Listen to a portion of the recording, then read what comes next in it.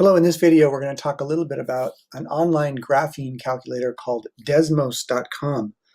If you type Desmos.com into your browser, you'll get a blank graphing screen that looks like this, ready to graph equations and functions for you. So for example, if I wanted to graph the equation of a line, I could just do, let's say, y equals 3x plus 2. And notice that the graph will automatically be generated for me in the right side over here.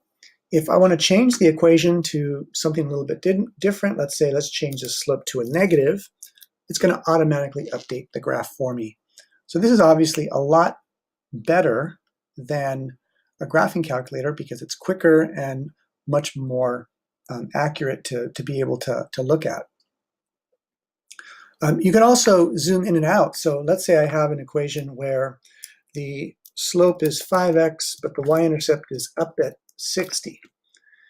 Because the graph right now only shows a maximum height of 6, and the y-intercept is 60, we're going to have to zoom out.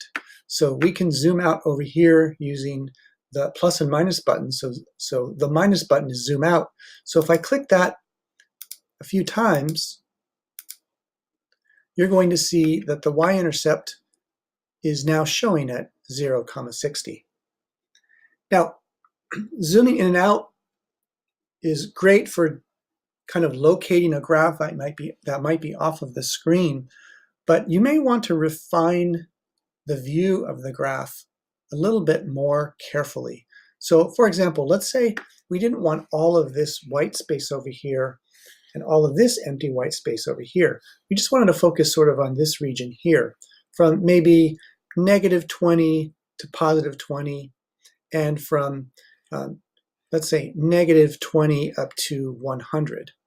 So if we want to change the actual grid range, so to speak, we can go over here to the Graph Settings button and click on that.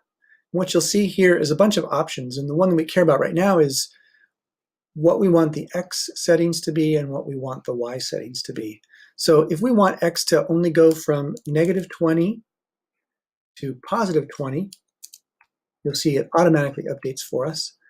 And we want the Y-axis to go from, let's say, let's delete this, -20 up to 100. And then we click somewhere else here. Then we will see the view that we specified in the Graph Settings window. And of course, you can still zoom in and out from there. I can zoom out a little bit or zoom back in. But the Graph Settings is a really handy way to tell the grapher exactly what you want to see.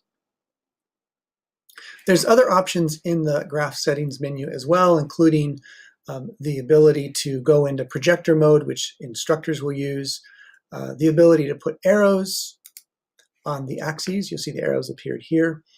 And some other stuff. So I would suggest you play around with it, but the main thing you want to know about here is how to change the domain and the range of this particular graph's settings. And by the way, speaking of domain and range, keep in mind that we talk about domain and range for functions. And so we'll notice that Graphmatica also recognizes function notation. So let's add another function here. So let's just call it f of x. F of x is equal to -2x plus 40. Notice the function notation now is recognized as a valid graph. What's really nice about this particular feature in Desmos is that I can add a new line where I say, what is the value of f of, let's say, f of 5?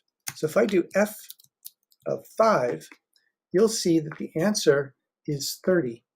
And so if I go over to the graph and say, when x is 5, what is the value of the function? You'll see here, if I click here, that when x is 5, y is 30. And that's what that's telling me over here. And I can change this to evaluate the function at any point I care about. If I want it at f of -10, that tells me it's at 60. So when x is -10, y is 60. Now, clicking requires a little bit of, there we go. You may have to move your mouse a little bit to get an accurate number, but this function notation gives you the ability to do something like this and evaluate functions very quickly. So that's a quick introduction to Desmos.